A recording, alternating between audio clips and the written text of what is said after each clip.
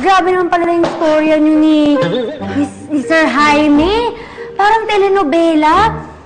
Pero sayang naman, hindi kayo nagkatuluyan. Bagay na bagay pa naman. Myla! Don't say bad words! Okay? Kinalimutan ko na yung Jaime na yan! Kaya nung makita ko siya kanina, nag-ngingit-ngit talaga ako sa galit. Kasi parang bumalik na naman yung flame! Yung flame!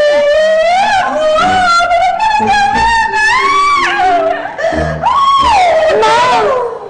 Sabi nila kapag daw affected ka pa rin, ibig sabihin hindi ka pa nakakita. Hindi totoo yan!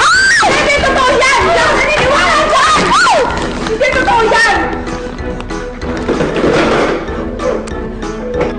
Kung dati, mahal na mahal ko siya. Ngayon, I really hate him. Really? Yes! Really! Ano naman pala?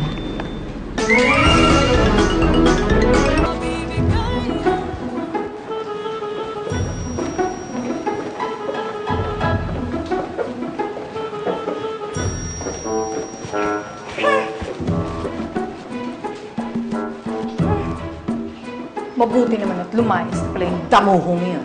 Andito pa yung damuho. Damuho! Hey! Hey! Hey! Ma'am! Rita! Ma'am!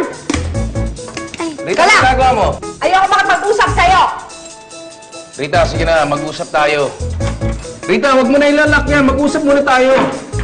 Maika, pakisabi mo nga dyan sa hambog na yan na ipapakaladkad ko siya sa security pag hindi siya umalis. ano ma'am, hindi po kita marinig. Pakisabi mo sa kanya na pag hindi siya umalis, papakaladkad ko siya sa security!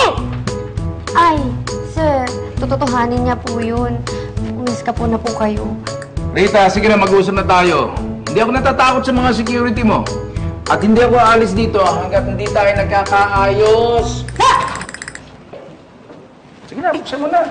Ma'am. Maiko, sabihin mo sa kanya, it'll take forever bago ako makipag-usap sa isang sinungaling at manlulokong katulad niya! Okay po, ma'am. Sir, ayaw daw po niya makipag-usap sa Alam ko na, narinig ko na yung sinabi niya, okay? Rita, kung yan ang gusto mo, okay. Maghihintay ako dito kahit naabutin tayo ng siyam, okay? Ibig sabihin nun, maghihintay tayo dito hanggang mamaya.